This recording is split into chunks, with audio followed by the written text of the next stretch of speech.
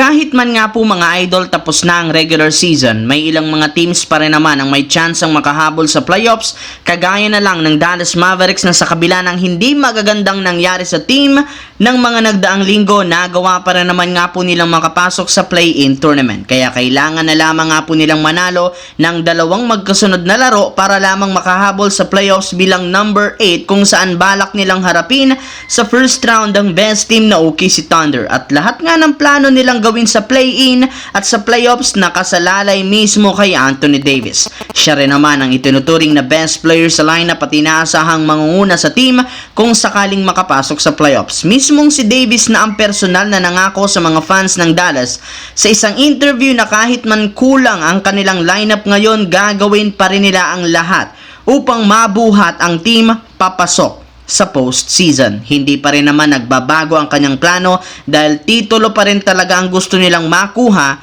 sa Dallas Mavericks. Samantala, sa pagpasok nga po ng Los Angeles Lakers sa playoffs ngayong taon bilang number 3 sa West, makakalaban nga nila dito opisyal ang Minnesota Timberwolves sa first round sa isang 7-game series. At hindi kagaya ng mga nagdaan nilang serye sa NBA, sila agad ang liyamado sa magiging laro. In fact, meron nga sila agad tatlong advantage sa serye.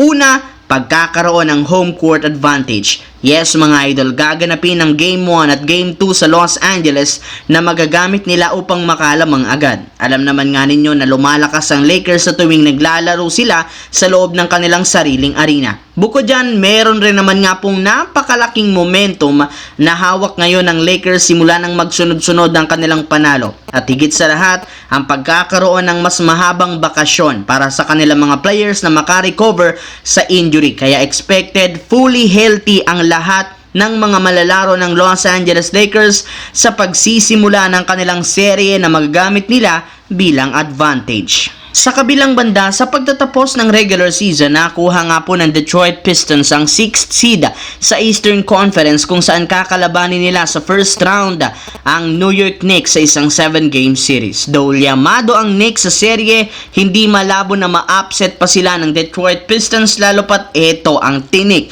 o dark horse sa Eastern Conference ngayong season. Ayon sa isang analyst, ang Pistons nga ang pinaka-unpredictable na team ngayong taon, lalo pat simula sa pagiging lottery team, bigla nga itong naging isang ganap na playoff contender. Hindi rin naman kagaya, napakabalanse ng kanilang lineup ngayon sa pagkakaroon ng napakagagaling na batang player at mga eksperyensadong veterano. At alam kung papaano manalo sa 7-game series sa playoffs. Kaya hindi malabo na matalo pa nila ang Knicks sa first round at mapahirapan pa nila ang ibang mga team sa Eastern Conference. Ibig sabihin, isa ang Pistons sa mga dapat ninyong pakaabangan sa pagpasok ng NBA playoffs.